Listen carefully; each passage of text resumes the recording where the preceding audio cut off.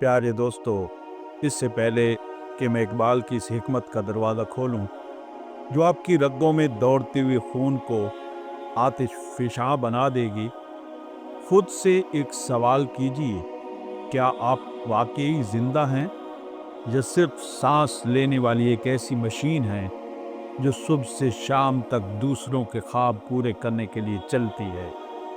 आज की ये गुफ्तगू उन लोगों के लिए एक सदा है जो अपनी जिल्लत से मोहब्बत करने लगे हैं। हमने इकबाल के शाहीन को सिर्फ किताबों में बंद कर दिया है, जबकि वो हमारी रूह की परवाज़ का नाम था। अगर आपके अंदर अभी थोड़ी सी भी गैरत व हमीयत बाकी है, तो ये 10 आपके पिछले 20 सालों का हिसाब चुकाएंगे।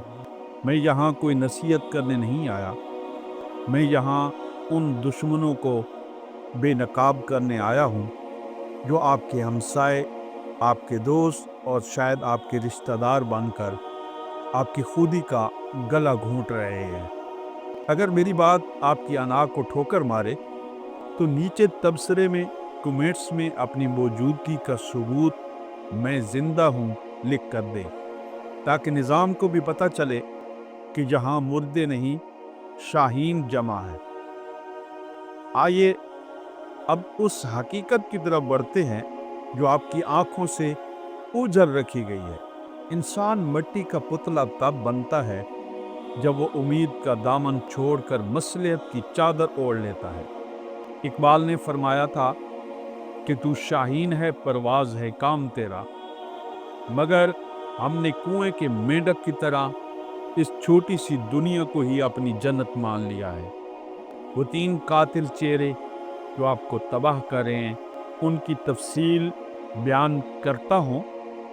वो 3 कातिल चेहरे जो आपको तबाह कर रहे हैं, उनके चेहरों से मैं पर्दा उठाने वाला हूँ। तवज्जो से सुनिएगा। वो जो कनात के नाम पर आपको अपाहज बनाते हैं, ये वो लोग हैं जो आपको कहेंगे कि बेटा, जितनी चादर हो उतने पांव फैलाओ, ये दुनिया का सबसे बड़ा झूठ है।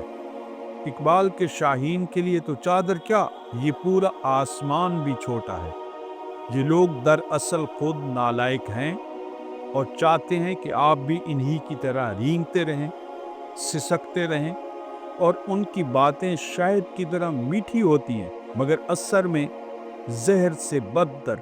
इनसे किनारा कशी ही आपकी पहली कामयाबी है। और दूसरे नंबर पर वो हैं जो सूरज में अंधेरा ढूंढते हैं, नाउमीदी के सौदागर हैं। ये वो लोग हैं जो आपको बताएंगे कि हालात खराब हैं, नौकरी नहीं मिलेगी, ये नहीं होगा, वो नहीं होगा, तुम्हारे पास सिफारिश नहीं है। इनकी गुफ्तगू में सिर्फ नहीं का लफ्ज होता है। और याद रखिए, नाउमीदी कुफ्र है।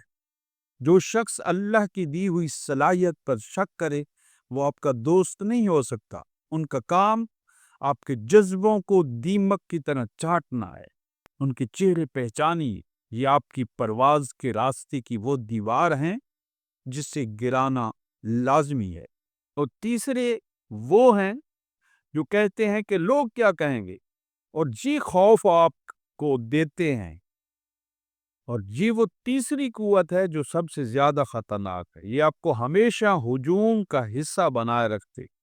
इकबाल का शाहीन कभी गौल में नहीं उड़ता, वो अकेला फलक की बुलंदियों को नापता है। और ये लोग आपकी इंफरादियत के दुश्मन हैं। ये चाहते हैं कि आप वही करें जो सब करें। जब आप उनके खौफ से निकल जाएंगे, तभी आपकी खुदी का आसमान शुरू होगा।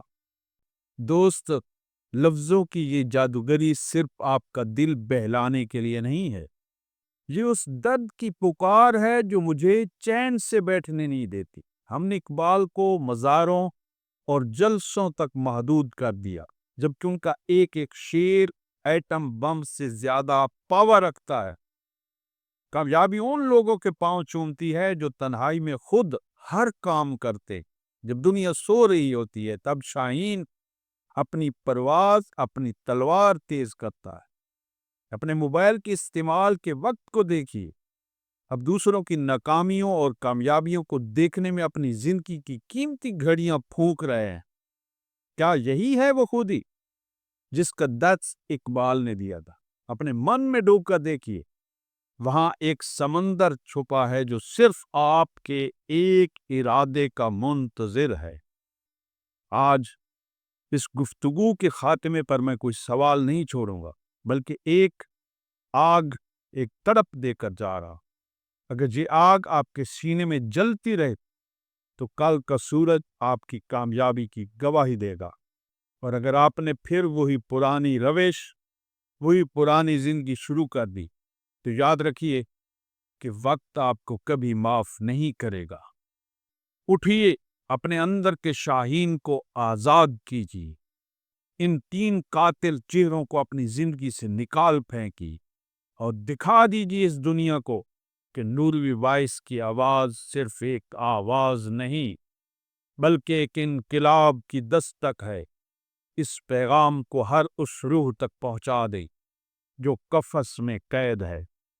اپنا اور اپنوں کا خیال رکھیے۔ ہم ملیں گے اگلے مقام پر، تب تک کے لیے اللہ نگہباں۔